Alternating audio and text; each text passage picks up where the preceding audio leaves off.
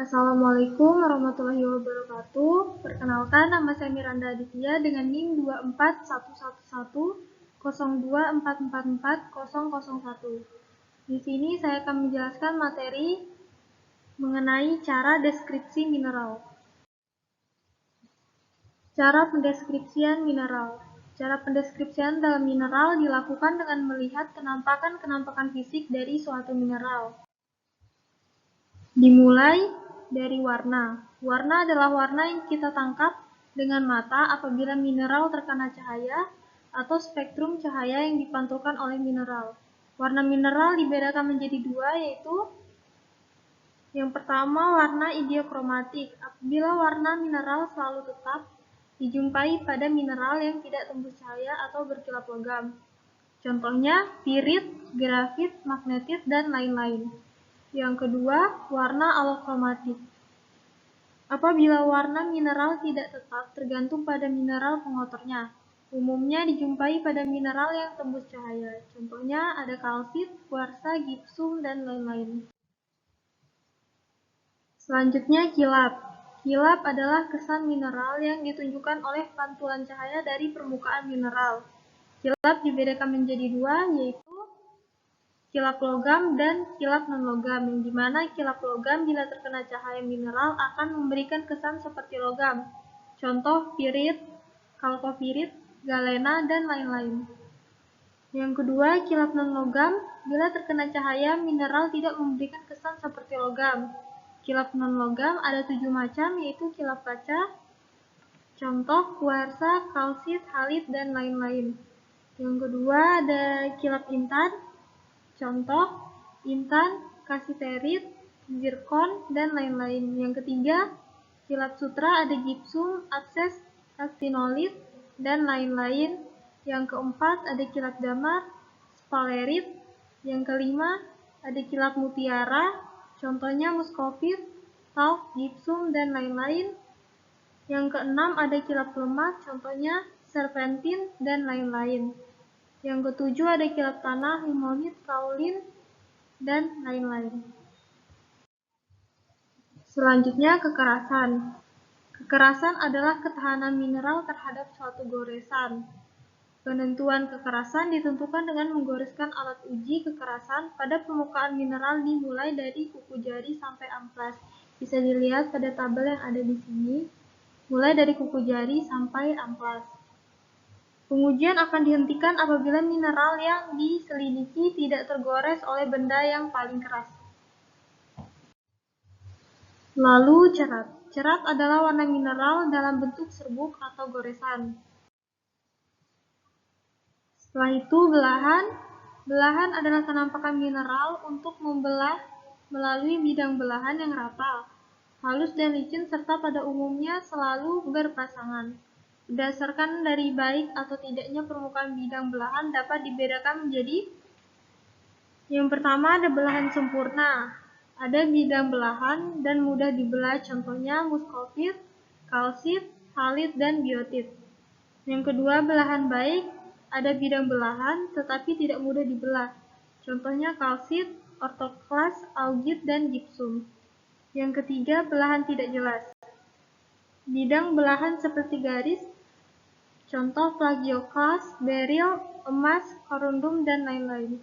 Yang keempat ada belahan tidak menentu, tidak ada bidang belahan, contohnya kuarsa, opal, dan lain-lain. Masuk ke belahan. Apabila ditinjau dari arah belahannya, maka belahan dapat dibedakan menjadi ada belahan satu arah, contohnya muskovit, asbes. Lalu belahan dua arah, contohnya feldspar, gipsum. Belahan tiga arah, contohnya halit dan kalsit. Dan tidak ada belahan, contohnya kuarsa.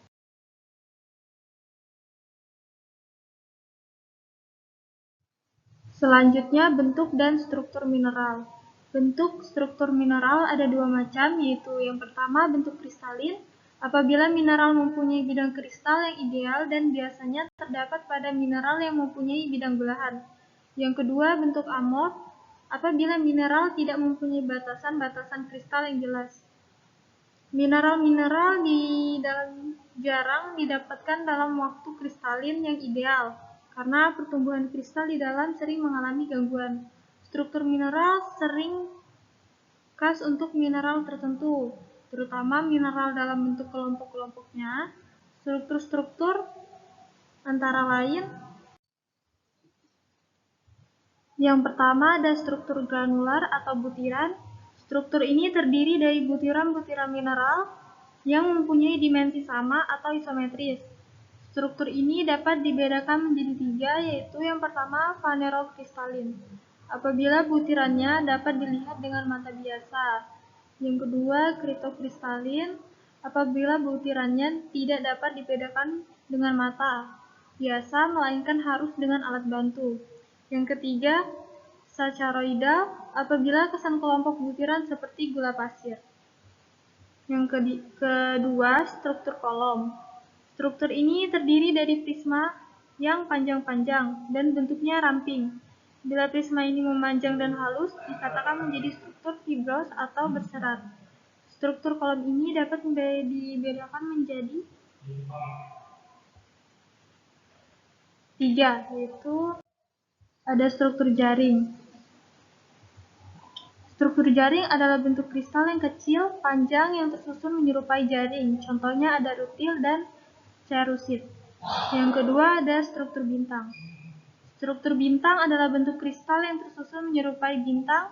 Contohnya pirofilit. Yang ketiga ada struktur radiar. Struktur radiar adalah bentuk-bentuk kristal yang tersusun menyerupai bentuk jaring-jaring. Contohnya markasit dan netrolit. Di sini ada struktur lembaran atau lamerar.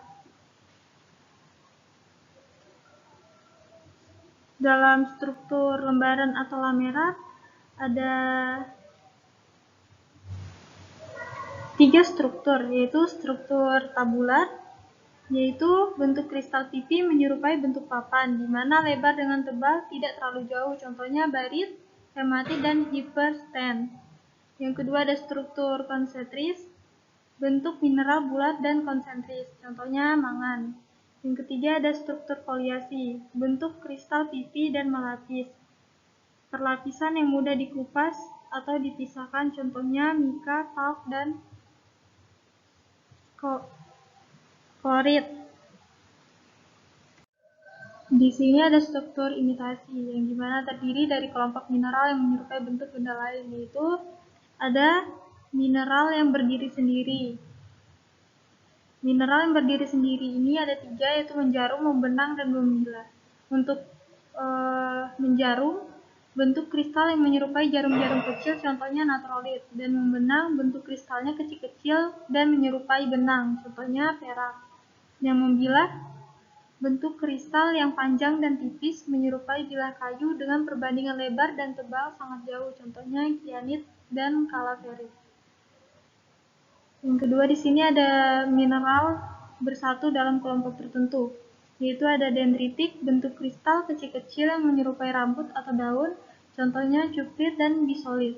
Yang kedua ada botryoidal, yang dimana mengginjal, bentuk kristal yang menyerupai bentuk ginjal, dan mamillari, bentuk kristal bulat-bulat, contohnya malasit, opal, dan hemimorphit. Masuk ke bentuk dan struktur mineral. Bila kelompok mineral paralel atau radial, dia akan meniang, menyerat, dan globular, yang dimana meniang itu bentuk kristal prismatik yang menyerupai bentuk tiang, contohnya turmalin, pirolusit, dan wollastonite. Yang bagian menyerat, bentuk kristal yang menyerupai serat-serat kecil, contohnya asbes, silimanit, dan lain-lain. Lalu globular, bentuk kristal yang membulat dengan struktur dalam memancar menyerupai bentuk jari, contohnya pyrrolorphit. Sifat dalam. Sifat dalam ada reaksi mineral terhadap gaya yang mengenainya, seperti penekanan, pemotongan, pembengkokan, pematahan, pemukulan, atau penghancuran. Sifat dalam dibagi menjadi 6 macam, yaitu ada rapuh, apabila mineral mudah hancur menjadi tepung halus, contohnya kalsit, kuarsa, feldspar. Yang kedua dapat diiris dengan pisau yang memberikan kenampakan yang halus dan rata pada bekas irisannya, contohnya gipsum, itu sifat dalamnya dapat diiris. Yang ketiga dapat dipintal. Bila mineral tersebut dapat dipintal seperti kapas, contohnya asbes. Dapat ditempa. Apabila mineral ditempa dengan palu akan menjadi pipih, contohnya emas, perak, dan tembaga. Lentur bila dibengkokkan dapat kembali seperti semula kalau dilepaskan kembali, contohnya mika. Ada fleksibel, bila dibengkokkan tidak dapat kembali seperti semula. Masuk ke kemagnetan. Kemagnetan adalah sifat mineral terhadap gaya tarik magnet, dan di sini dia dapat dibagi menjadi 3, yaitu ada ferromagnetik, yang kedua paramagnetik, dan yang ketiga diamagnetik. Untuk sifat-sifat lainnya, sifat khas yang dimiliki mineral di luar dari sifat-sifat fisik yang telah diuraikan, contohnya berbau menyengat, yang kedua halid jika dijilat terasa asin, yang ketiga bereaksi dengan HCl atau tidak. Di sini ada contoh deskripsi, mulai dari warna, kilap, kekerasan, cerat, belahan, pecahan, bentuk, struktur, sifat dalam, kemagnetan, sifat lain, serta nama mineral yang telah dideskripsi. Sekian dari saya. Assalamualaikum warahmatullahi wabarakatuh. Terima kasih.